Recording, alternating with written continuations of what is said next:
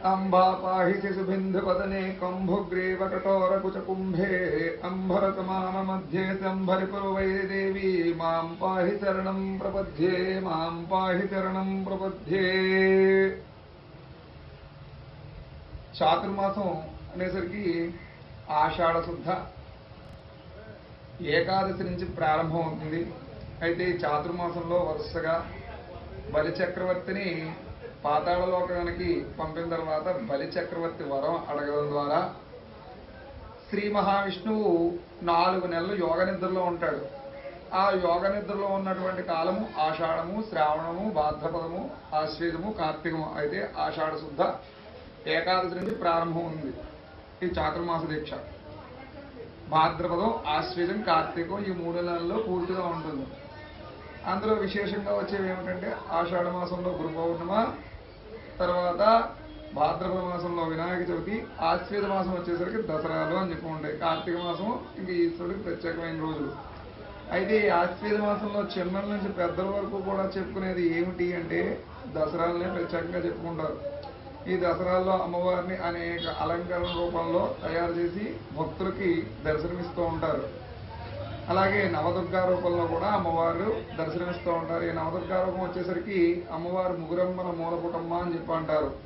లక్ష్మీదేవి, గౌరీదేవి, సరస్వతీదేవి వీళ్ళు ముగ్గురు కాక అమ్మవారు తలకు 2 రూపాలు ధరించారు ఒక్కొక్కరు కూడా.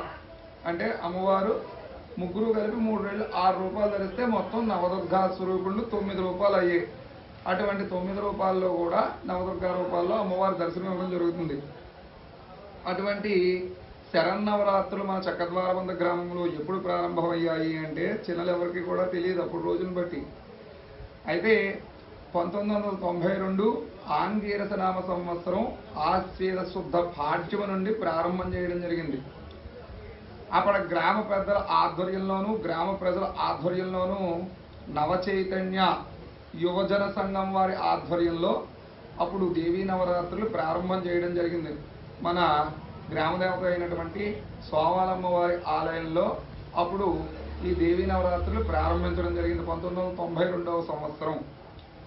ఆ దేవీ నవరాత్రులు మొదటి సంవత్సరం 10 రోజులు గడిచిన తర్వాత అమ్మవారి ఊరేగింపు చాలా తక్కువగా, అంటే కేవలం పల్లకీలో మాత్రమే అమ్మవారిని ఊరేగించడం జరిగింది.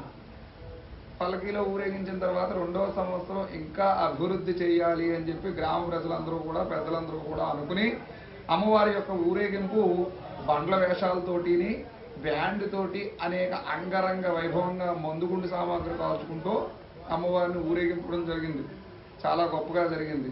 అలాగా 2006 దాకా అమ్మవారి ఊరేగింపు సోమాలమ్మవారి దేవాలయంలో జరిగిన తర్వాత 2006లో దేవీ చౌక్ ప్రారంభించి దేవీ చౌక్లో అమ్మవారిని నిలిపి సోమాలమ్మ దర్శనానంతరం అమ్మవారి దగ్గర కుంకుమ పూజలు ఏర్పాటు చేసి అమ్మవారికి శరన్నవరాత్రులు చేయించడం జరుగుతోంది.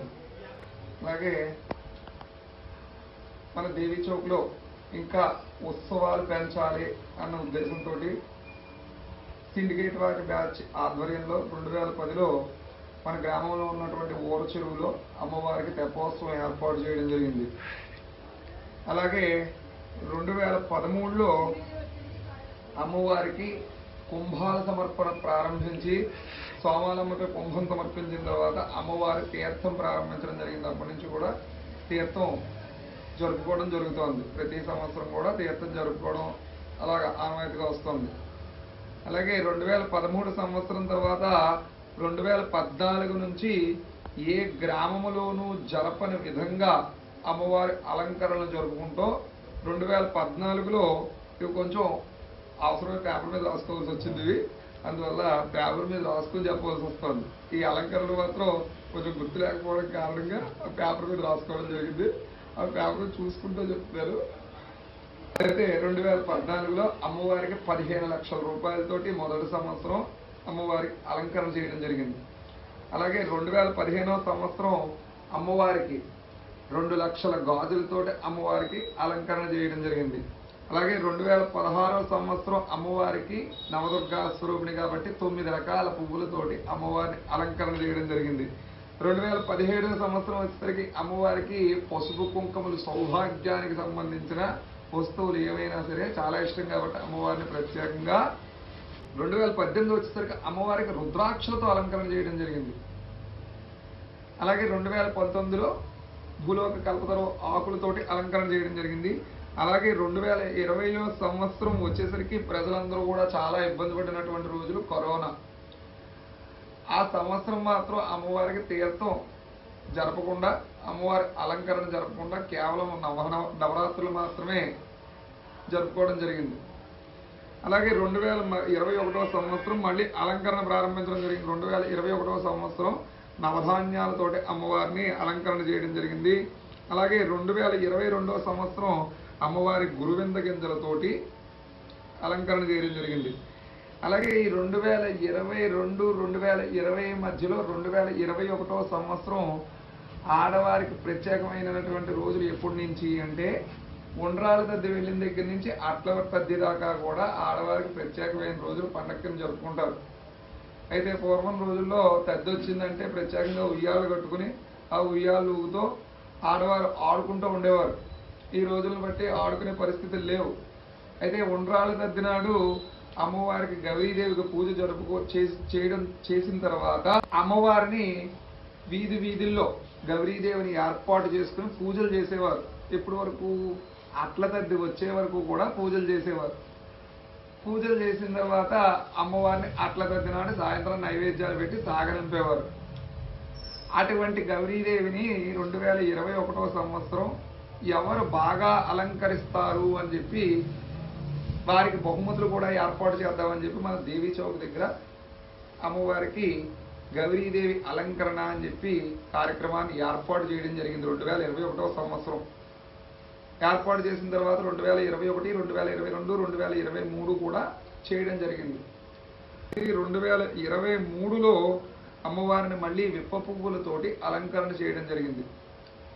ఈ సంవత్సరం 2024 వచ్చేసరికి అమ్మవారిని ప్రత్యేకంగా పూగీ ఫలాలతోటి అమ్మవారికి చండీ హోమంలో ప్రత్యేకంగా ఆహుతుల కింద ఇస్తారు. ఆహుతుల కింద అంటే అమ్మవారికి సమర్పిస్తారనమాట చండీ హోమంలో. అటువంటి సమర్పించేటటువంటి వస్తువుల్లో ప్రత్యేకమైనది ఏమిటి అంటే పూగీ ఫలం, పచ్చి పోక చెక్క అని చెప్పి అంటారు. ఆ పచ్చి పోక చెక్క లక్ష్మీదేవి స్వరూపమైనటువంటి పుష్పం ఏది అంటే తామర పుష్పము అని చెప్పి అంటారు. ఆ తామర పుష్పం యొక్క గింజలతోటి అమ్మవారిని ఈ సంవత్సరం నిడదవోలు వారి ఆధ్వర్యంలో ప్రతి సంవత్సరంలాగే ఈ సంవత్సరం కూడా అలంకరణ చేయడం జరుగుతోంది. తీర్థానికి ప్రత్యేక అలంకరణ నిడదవోలు వారి ఆధ్వర్యంలోనే జరుగుతుంది. ఈ తీర్థం రోజు ఉదయం అమ్మవారి యొక్క ఊరేగింపు జరుగుతుంది. ఊరేగింపు జరిగిన తర్వాత అమ్మవారికి శరన్నవరాత్రుల ముగింపు ఉత్సవంలో భాగంగా అమ్మవారికి సెమీ పూజ కూడా చేయడం జరుగుతుంది. ఈ తీర్థం రోజు మాత్రం సెమీ పూజ అయిపోయిన తర్వాత ప్రతి సంవత్సరంలాగే 2 రోజులు విరామం ఇచ్చి తీర్థం చేయడం జరుగుతోంది. ఈ తీర్థంలో భాగంగా ముందుగా వీధిలో కూడా ఆడపడుచుల్ని కుంభాలతో సేకరించుకుని మన సోమాలమ్మ గుడి దగ్గరికి తీసుకొచ్చి సోమాలమ్మ గుడి దగ్గర కుంభాల సమర్పణ జరుగుతుంది. సోమాలమ్మ కుంభాల సమర్పణ జరిగిన తర్వాత అమ్మవారి యొక్క తీర్థాన్ని ప్రారంభించడం జరుగుతుంది. ఈ నిడదవోలు బ్రదర్స్ వారి ఆధ్వర్యంలో అమ్మవారిని అలంకరణ చేసిన తర్వాత ఉదయం నుంచి ఒక కమిటీ ద్వారా ఈ యొక్క తీర్థాన్ని జరిపించడం జరుగుతుంది. గ్రామ ప్రజలు అలాగే పెద్దలు అందరూ కూడా సహాయ సహకారాలు అందిస్తూ ఈ తీర్థాన్ని జరుపుకోవడం జరుగుతుంది. ఈ తీర్థంలో ప్రత్యేక ఆకర్షణగా దీపాల యొక్క పోటీలు ఏర్పాటు చేయడం జరుగుతుంది. దీపాల పోటీలు అంటే ఒకే అగ్గిపుల్లతోటి ఎన్ని దీపాలు వెలిగిస్తారు అన్నది పోటీ.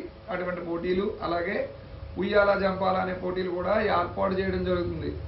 అలాగే ఈ దసరాల్లో అమ్మవారికి ప్రత్యేకంగా ఉయ్యాల సేవను కూడా ఏర్పాటు చేయడం జరుగుతుంది.